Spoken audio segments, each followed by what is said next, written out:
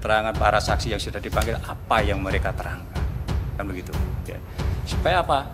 Ya, supaya masyarakat tidak lagi curiga, ya, seolah-olah kami ini mengkriminalisasi seseorang. Ya. Sekali lagi saya selalu sampaikan, KPK tidak pernah menargetkan orang. Bahkan saya sampaikan beberapa kali bahwa KPK belum pernah menyebutkan seseorang itu sebagai tersangka, ya, karena masih dalam proses penyelidikan. Anies kok jadi ribut mau dipanggil KPK. Nah, KPK-nya tuh begini, Pak, kami ini serba susah. Setiap kami mempersoalkan dana formula dan sebagainya, lalu dituduh mempolitisi, mau menjegal Anies, padahal tidak ada urusannya ini dengan Anies. Ini temuan BPK, gitu loh. Saya tuh heran kadang-kadang, padahal indikasinya sudah jelas, yaitu anggota DPRD Anies pinjam 180 miliar ke Bank DKI untuk Formula E. Itu juga melanggar aturan. KPK tegaskan penggunaan APBD untuk Formula E juga tidak dibenarkan. Ketua DPRD Anies bayar komitmen fee Formula E sebelum Perda APBD 2019 sah. KPK nilai tender Formula E lampaui masa jabatan Gubernur Anies itu melanggar aturan. Nah, kalau kayak gini mau diteruskan dan orang kayak gini kemudian mau dijadikan calon pemimpin gitu ya, kan negeri ini terancam sekali gitu. Negeri ini terancam menjadi negara yang bisa menghadirkan satu koruptor besar di dunia yang kemudian aman dari penindakan, aman dari proses hukum.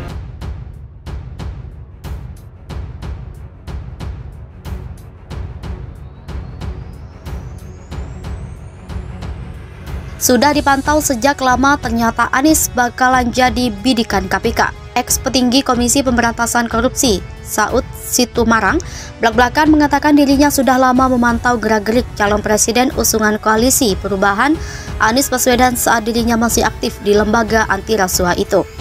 Saud mengatakan selama bekerja di Gedung Merah Putih Mega Kuningan, Jakarta Selatan itu, tugas yang ia emban adalah memantau tokoh-tokoh yang menonjol. Salah satunya adalah Anies Baswedan ketika ex-Menteri Pendidikan dan Kebudayaan itu menjabat Gubernur DKI Jakarta sejak 2017 lalu. Selama membuntuti Anies, Saud mengatakan ex-rektor Universitas Paramadina ini kelak menjadi orang-orang yang sangat berpengaruh di Indonesia. Peluangnya menjadi presiden berikutnya sangat terbuka lebar sebab Anies Baswedan, kata dia, sangat jauh dari praktik korupsi atau nepotisme. Tak hanya itu, indikator lain yang Saud yakin Anies Baswedan bakal jadi pemimpin di negara ini adalah kecakapannya dalam menyelesaikan berbagai masalah. Sebagai seorang pemimpin, Anies, kata dia, paham betul dengan situasi dan kondisi di wilayah yang ia pimpin. Lantaran lihai mengurai masalah, Saud yakin Anies Baswedan juga bisa menyelesaikan masalah korupsi di Indonesia yang disebut sangat susah diberangus pemerintah sekarang ini, di mana indeks persepsi korupsi di tangan Jokowi stagnan di angka 34 dalam skala 0 sampai 100. Risuf jalan bila Nasdem dan Anies ganggu rencana Jokowi untuk 2024. Isu perombakan atau risuf kabinet dinilai sudah tamat. Faktanya, Rabu 1 Februari 2023, Presiden Jokowi melakukan aktivitas seperti biasa. Dia tidak melantik seseorang atau tokoh yang ada di Istana Negara sebagai menteri baru atau merotasi para pembantunya. Direktur Eksekutif Kajian Politik Nasional Adib Miftahul meyakini Jokowi tidak akan merombak kabinet dalam waktu dekat. Apalagi, Jokowi dan Ketua Umum Partai Nasdem Surya Paloh sudah bertemu.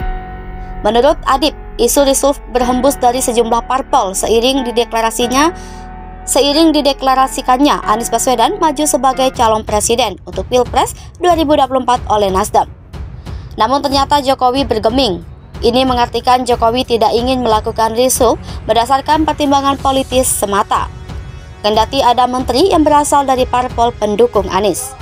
Dosen Universitas Islam Syekh Yusuf Tangerang ini meyakini Jokowi akan mengganti menteri yang tidak sejalan dengan visi misinya. Sebagai ganti, Jokowi akan harus memasukkan orang yang profesional. Diketahui sudah ada 3 partai yang menyatakan dukungan kepada Anies Baswedan, yakni Nasdem, Demokrat, dan PKS.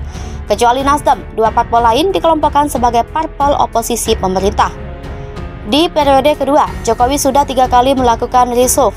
Pada Rabu 23 Desember 2020, Jokowi mengganti 3 menteri.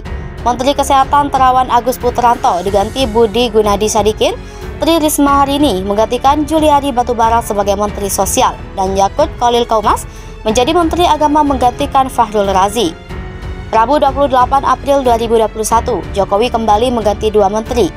Jokowi menunjuk Nadiem Makarim yang sebelumnya menjadi Mendikbud menjadi Mendikbudristek dan mengangkat Laksana Tri Handoko diangkat sebagai Kepala BRIN dan Bahlil Lahadalia menjadi Menteri Investasi dan Kepala BKPM.